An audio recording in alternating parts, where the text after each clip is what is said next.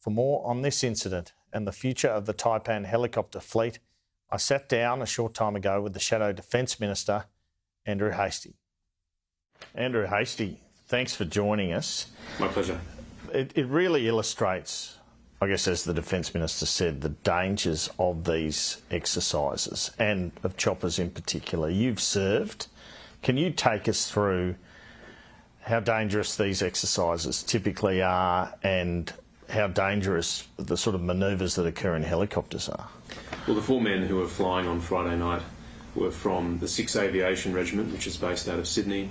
They were Special Operations qualified, which means they were trained to fly Special Operations missions. My understanding is that they were flying a Special Operations mission on Friday night. So they were the very best of our pilots. And one of the challenges our soldiers, sailors and airmen have to overcome is that of geography. We are an island nation bounded by the ocean, and so flying over water is something that we have to do.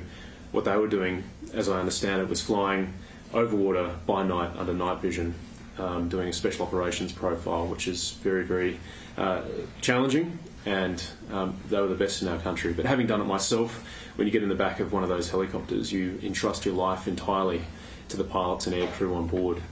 And these pilots were the very best, as I said, and I've worked with their unit before and I hold them in the highest possible regard.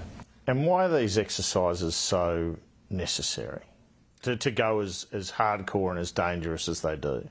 Because war is exceptionally dangerous, and so you need to push the envelope as far as you can. You need to replicate warlike conditions when you train.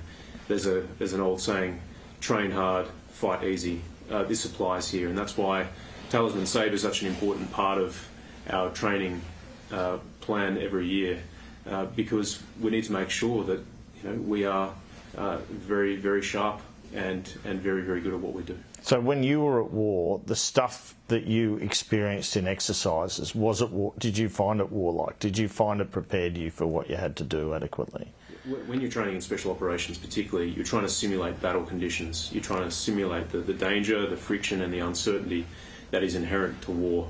And so it's really important that when you are exercising, that those elements reflect reality in war as much as possible within the risk profile that you're willing to accept. Including dangerous flying, you'd imagine. Including dangerous flying, and I've done one of the riskiest flight profiles you can do. This was with US Black Hawks back in 2012 over the Indian Ocean, where 4 abreast we did air-to-air refuel with a C-130 tanker at night under night vision.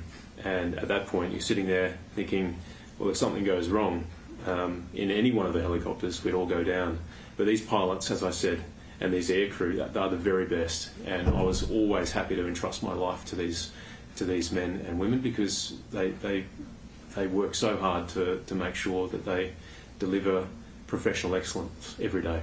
There's been obviously these stories about the Taipan, concerns with it. Peter Dutton was Defence Minister. He was looking to replace them with Black Hawks. In your time as Shadow Defence Minister, has this come across your desk, concerns about these aircraft? Did you have a reaction to the ditching in Jervis Bay in March, for example? Should the government be moving quicker?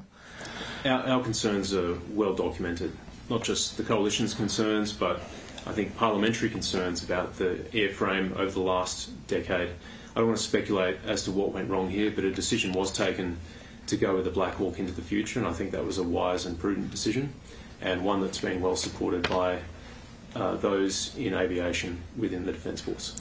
Do you think the government and the Defence Department have moved quickly enough on this? I guess there's been a bit of controversy about procurement processes in the department of late. Look, this is something that's played out over the last decade, and I'm really conscious here that we're working with the government on a bipartisan basis. I think the best interest of the ADF is served long term by Black Hawk, and that's what we'll be moving to. And so for the moment, I know the MRH-90s are grounded, and an investigation will occur, and that's all in the hands of our ADF and the leadership.